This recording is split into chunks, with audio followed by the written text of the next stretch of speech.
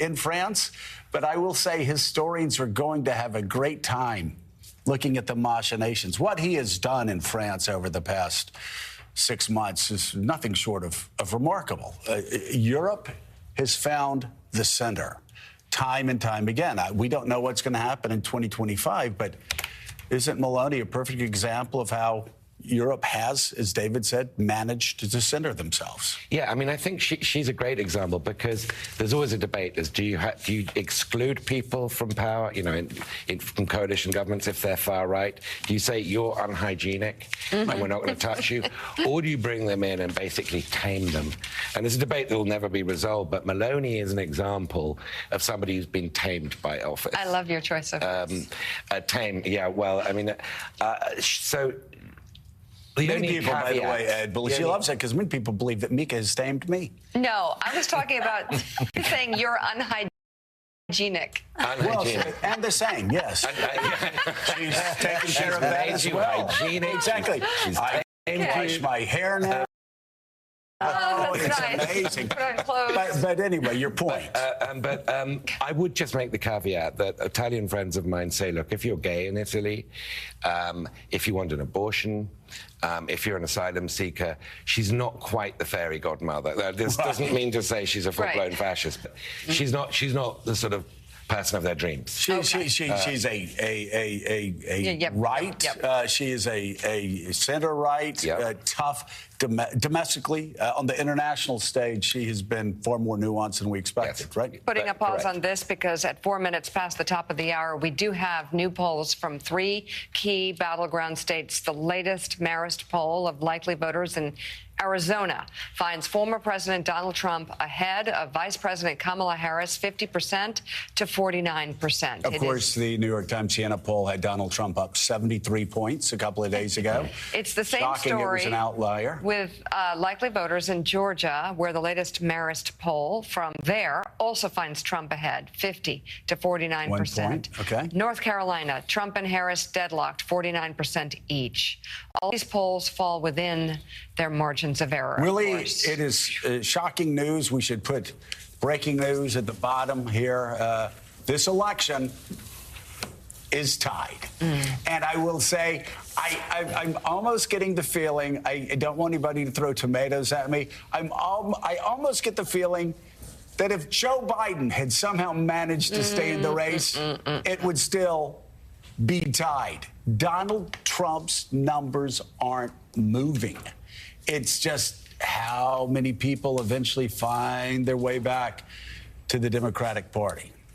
Yeah, it sure looks that way. There's also some Emerson polls that just came through, by the way, that showed Texas is within 5 points. I mean, obviously a long shot for a Democrat, and that Colin Aldred is hanging very close to Ted Cruz in that Senate race, which has become fascinating. Also, that in places when Joe Biden was on the ticket, and this might be the difference, that we're starting to look like they might be in play for Donald Trump, that they have now gone back, sort of reverted to the mean. Kamala Harris in Virginia, for example, is up by 8 or 9 points this morning. So maybe that's the difference there. But yeah, you're right. It's going to be neck and neck. Donald Trump has his people locked in. He was making a speech in North Carolina yesterday about the economy. It was more of the same.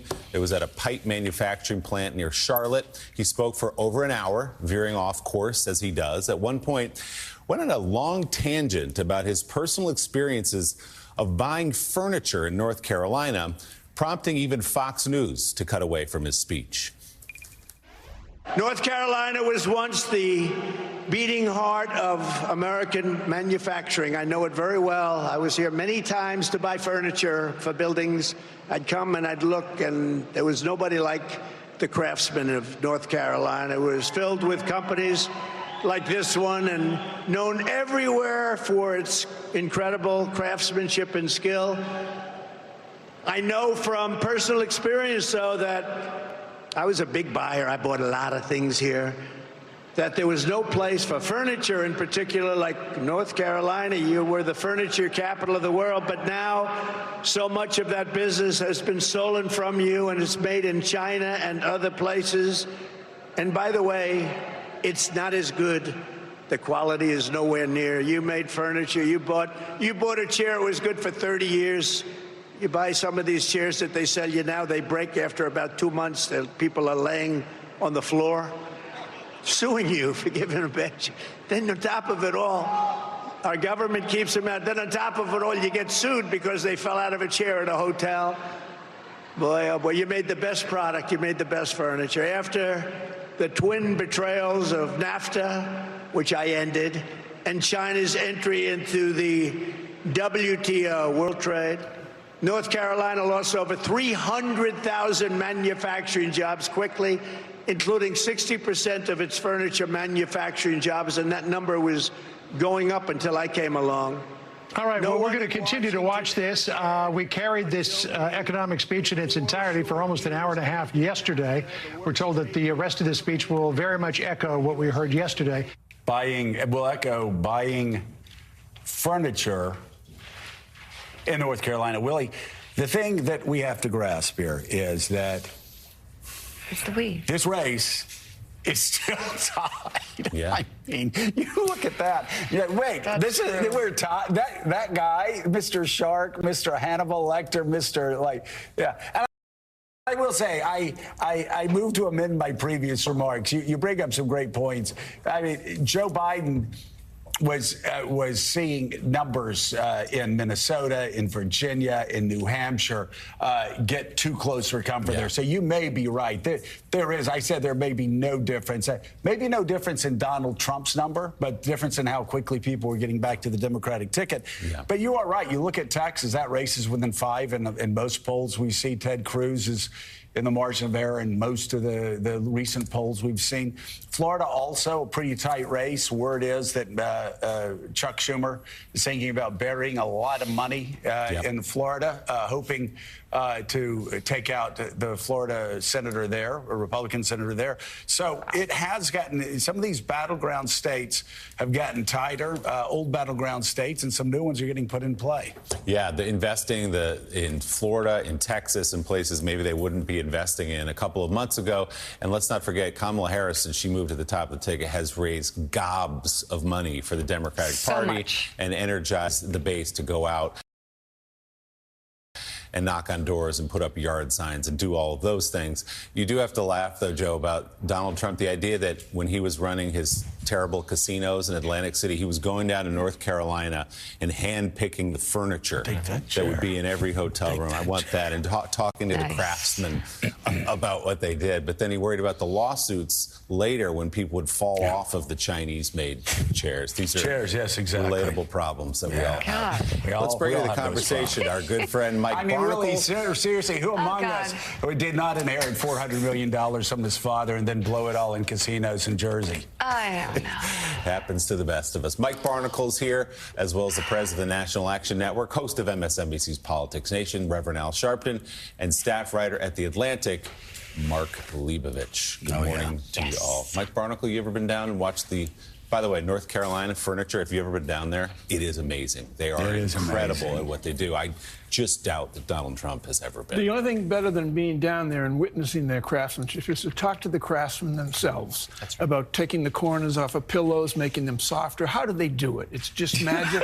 Donald knows all about that, and he imagine had a great conversation about furniture and pillows and softness and hardness. There's mahogany versus pine, stuff like that. Sure. You know that. Yeah, tears in their eyes as they talk to him about the furniture there. Sir, the couch here is just the best. Sir, the settee here. Sir, you have to.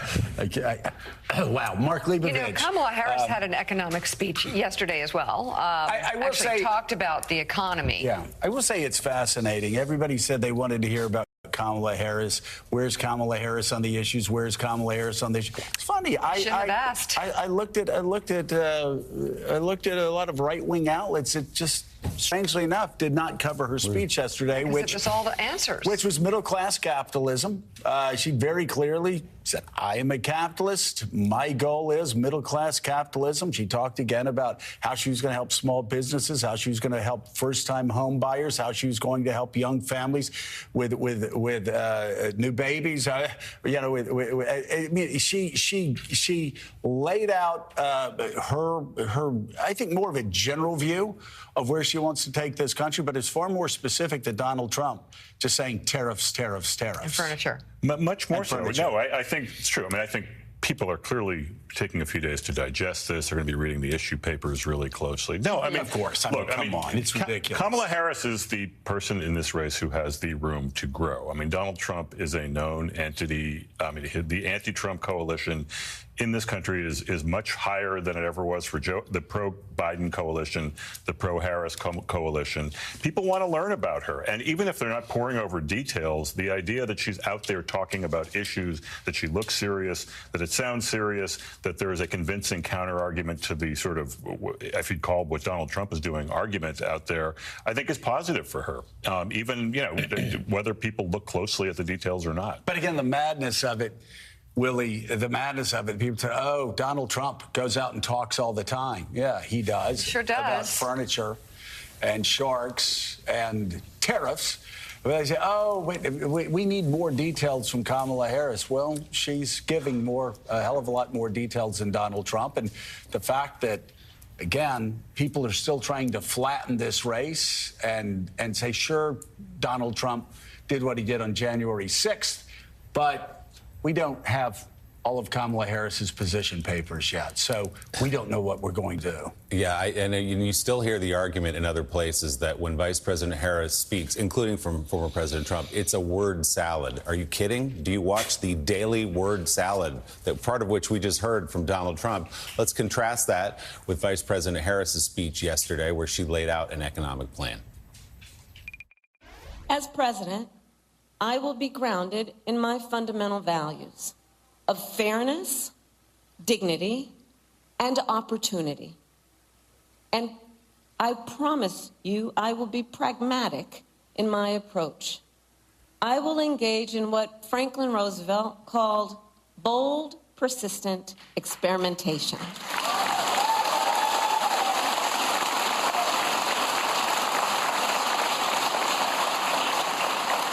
Because I believe we shouldn't be constrained by ideology and instead should seek practical solutions to problems. Look, I'm a capitalist. I believe in free and fair markets. I believe in consistent and transparent rules of the road to create a stable business environment. And I know the power of American innovation. I've been working with entrepreneurs and business owners my whole career. And I believe companies need to play by the rules, respect the rights of workers and unions, and abide by fair competition. In terms of the facts, Donald Trump left us with the worst economy since the Great Depression when you look at, for example, the employment numbers. It was during COVID, and employment was so high because we shut down the government, we shut down the country. Even before the pandemic, he lost manufacturing jobs by most people's estimates, at least 200,000. He lost manufacturing plants. Ask the auto workers how he lost auto plants. We have grown over 20 new auto plants. He has an agenda. Let's just deal with it right now going forward, not to mention what happened in the past. He has an agenda that would include making it more difficult for workers to earn overtime, an agenda that would include cutting off access to small business loans for small businesses, an agenda that includes tariffs to the point that the average working person will spend 20% more on everyday necessities, and an estimated $4,000